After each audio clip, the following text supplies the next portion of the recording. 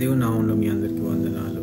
పరిచర్య పిలుపు అనే ఒక అంశాన్ని మనం ధ్యానించుకుందాం. లూకా సువార్త 5వ అధ్యాయం 10వ వచనంలో, మీరు భయపడుకుని ఇప్పటి నుండి నీవు మనుషులను పట్టువాడై ఉండువని సీమోనుతో యేసు చెప్పను అని రాయబడింది.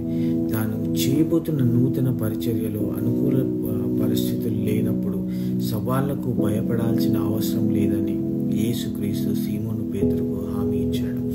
అవును, అతను ఇకపై చేపలను పట్టవలసిన అవసరం లేదని, బదులుగా అతను మనుషులను పట్టే జాలుగా దేవుడు సిద్ధం చేస్తున్నాడు.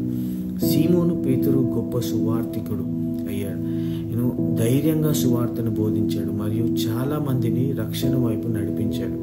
క్రీస్తు అనుచరులుగా యేసుక్రీస్తును గూర్చిన సువార్తను ఇతరులతో పంచుకోవడానికి మనకు కూడా ఒక పరిచర్య ఇవ్వబడింది. పేతురులాగా మనం కొన్నిసార్లు మనం ముందు ఉన్న పనికి సరిపోలేమని నిరుత్సాహపడుచున్నాం.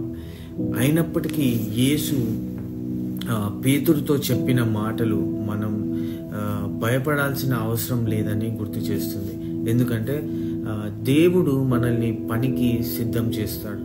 మనలను తన పని చేయమని పిలిచాడు.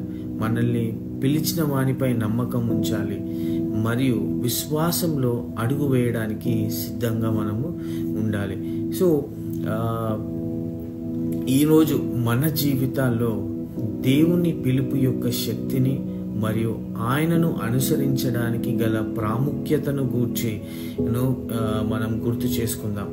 దేవుడు మనలను పిలిచిన పిలుపుకు అడుగులు ముందుకు వేద్దాం. విశ్వాసంతో వేసే ప్రతి అడుగులో దేవుడు మనకు మార్గనిర్దేశం చేస్తాడు. అనేకులకు సువార్తను సాధనంగా దేవుడు నిన్ను వాడుకుంటాడు. దేవుడు మిమ్మును సిద్ధపరచునుగాక.